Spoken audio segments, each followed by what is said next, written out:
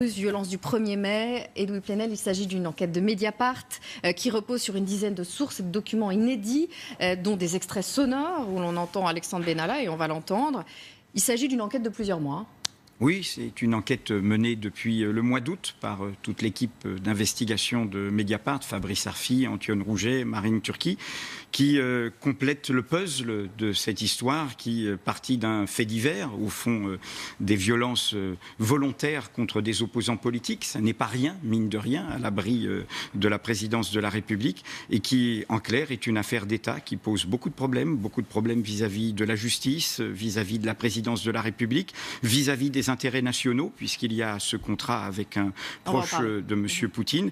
Mais je voudrais surtout dire, ça fait presque 24 heures que nous avons sorti ça, un gilet jaune aurait violé son contrôle judiciaire, un supposé islamiste aurait violé son contrôle judiciaire. Vous savez ce que ça veut dire, le contrôle judiciaire? Ça veut dire qu'on vous donne des contraintes, ne pas rencontrer certains témoins. La maréchaussée serait déjà arrivée. Alors, dans le cas de M. Benalla, pour l'instant, rien. On va expliquer tout ça. Parmi les documents inédits, il y a des extraits sonores où l'on entend donc Alexandre Benalla. Je disais, le plus stupéfiant, le voici. On est le 26 juillet dernier. On entend Alexandre Benalla se vanter du soutien du président à son ami Vincent Crase, que vous voyez ici, ex-responsable de la sécurité du parti La République En Marche. Tous les deux sont alors mis en examen dans l'affaire des violences du 1er mai et ont donc normalement interdiction de se rencontrer. Vous faisiez allusion à ça. Alexandre Benalla semble prendre avec une légèreté confondante les faits qu'on lui reproche, certains du soutien du président. Écoutez. Alors, un truc de dingue. Le patron hier soir, il m'envoie un message. Il me dit tu vas les bouffer. T'es plus fort qu'eux, c'est pour ça que je t'avais auprès de moi. Je suis avec Aïsma, etc. On attend le monde, machin, etc. Donc le patron nous soutient? Ah bah il fait plus que nous soutenir. Ce qui a été sorti de son contact sur ses sentis trahison, machin, là. Il a dit je me suis senti trahi, j'ai été déçu. Il y a eu de la trahison, il y a de la déception sur le 1er mai. Ça remet en aucun cas en cause la confiance que je peux leur porter, enfin je peux lui porter parallèlement en l'occurrence.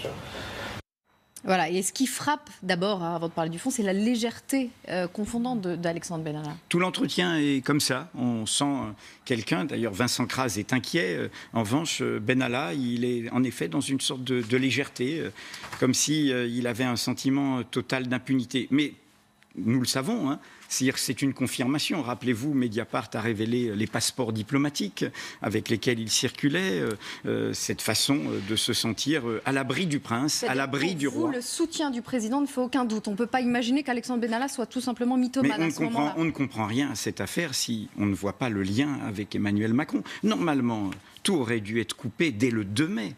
Vous avez un collaborateur proche du président de la République qui se comporte comme un nervi, pour dire les choses franchement, dans une manifestation publique. Tout de suite, vous coupez les ponts. Le préfet de police, quand il avertit la présidence de la République, il pense que c'est ce qui va se passer. Et ce n'est pas ce qui se passe. Non seulement ce n'est pas ce qui se passe, mais pendant 2 mois, on fait la torture romaine en espérant que ça ne se sache pas. Les révélations du Monde, le 18 juillet, puis de Mediapart, puisque les violences n'ont pas eu lieu seulement place de la Contrescarpe, mais au Jardin des Plantes. Ils ont répété ça plusieurs fois. Et malgré ces révélations, tout de suite, il n'y a pas la rupture. Et non seulement il n'y a pas la rupture, mais il y a une protection, tout un réseau tout autour de lui. Dans notre enquête, nous montrons que quelqu'un qui est important, pas assez connu à la présidence de la République, Ludovic Schacker, a continué à rencontrer, il est près de chef d'état-major particulier, a continué à rencontrer Benalla cet automne. Comment vous expliquez ce soutien indéfectible et qui dure dans le temps? Il faudra trouver la réponse. Mais vous avez c'est pas ce qu'on cherche. Non, tant qu'on n'a pas trouvé, on n'a pas trouvé. Et à la suite de cet enregistrement dévoilé, est-ce que la justice est obligée de le reconvoquer pour lui montrer qu'il n'a pas suivi son contrôle judiciaire? Non seulement il viole le contrôle judiciaire, mais il discute, si vous avez bien lu notre enquête, de comment on efface des traces. Oui, je rappelle qu'il y a déjà eu d'aller à la République En Marche pour nettoyer la nuit. Pour la perquisition qui va avoir lieu au bureau de Vincent Crase. Et comme on le sait, il y a déjà eu l'effacement des traces, puisque lors de la perquisition chez M. Benalla, M. Benalla n'a pas voulu ouvrir la porte aux policiers, a prétendu qu'il n'avait pas la clé, et on sait aujourd'hui qu'il y a un coffre-fort qui a disparu avant. Ma question, c'est est-ce que la justice est obligée de se saisir? Bien sûr. C'est un article du Code pénal, du Code de procédure pénale. Donc il va être remis en garde à vue. Mais il il aurait déjà dû l'être. Je suis très intrigué. Vous savez, quand on a sorti dans une autre vie l'enregistrement de la cassette mairie, je ne sais pas si vous vous souvenez, ça concernait Jacques Chirac, etc. L'après-midi même, j'étais au Monde à l'époque. Les juges m'appellent. Alors, ce n'est pas nous qui avions cet enregistrement, c'était M. Hamelin, un confrère qui est décédé. Mais il le demande. Il demande cet enregistrement pour avoir les preuves concrètes de cette violation. Là, pour l'instant, rien n'a bougé. Mais je vais vous donner un autre exemple. Quand même, l'histoire du contrat russe, à l'abri de la présidence de la République, un type qui est à En Marche, un type qui est à la présidence de la République, négocie un contrat avec M. Madoukov, qui est un très proche de M. Poutine, considéré comme proche d'une mafia les plus dangereuses moscovites. 300 000 € sont versés en juin. M. Benalla est encore à l'Élysée. Monsieur Kras est à la République En Marche. Et ce n'est qu'un premier versement, c'est un contrat pratiquement de 1 200 000. Tous les services de renseignement là sont alertés.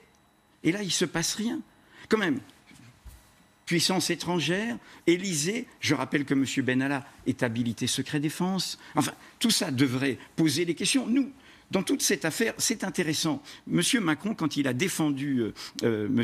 Benalla en juillet, c'était 2 jours avant cette rencontre, a eu une antiphrase. Vous savez quoi ? On va l'écouter. C'était un discours marquant à la Maison de l'Amérique latine à Paris.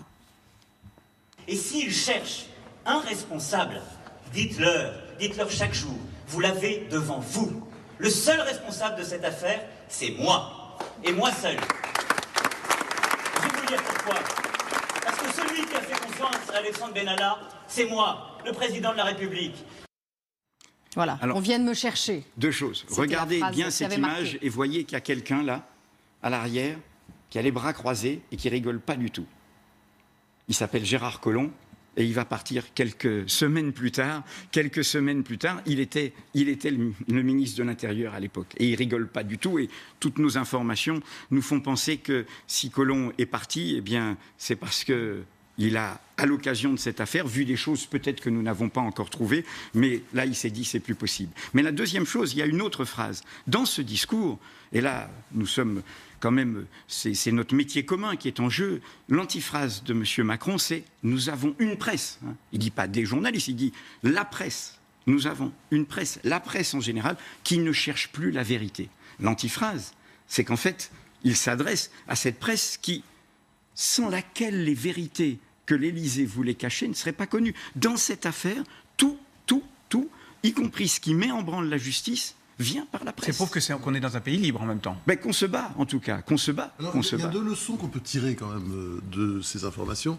La première, c'est que on peut dire qu'Emmanuel Macron, contrairement à ce qu'on avait pu penser, a tendance à ne pas lâcher ses amis comme certains de ses prédécesseurs, je pense à François Mitterrand ou Jacques Chirac. C'est même étonnant d'ailleurs, mais c'est une leçon ça. Il n'a pas lâché Benalla. Moi, je ne fais pas de psychologie. Ah non, mais c'est intéressant la psychologie dans un cas comme ça. Mais ça permet d'expliquer beaucoup. Non, mais ça évite la thèse du complot. Je vous réponds. Moi, je ne parle pas de complot. Je dis juste que il y a aussi des histoires d'hommes, c'est 2 hommes. Oui, mais je veux dire, là, il y a la République. Bon, et un président qui demande l'indulgence pour quelqu'un qui frappe des opposants politiques en se faisant passer pour un policier. C'est des manifestants de la France insoumise. Du 1er mai, le 1er mai, ils n'ont même pas poursuivi. C'était des jeunes.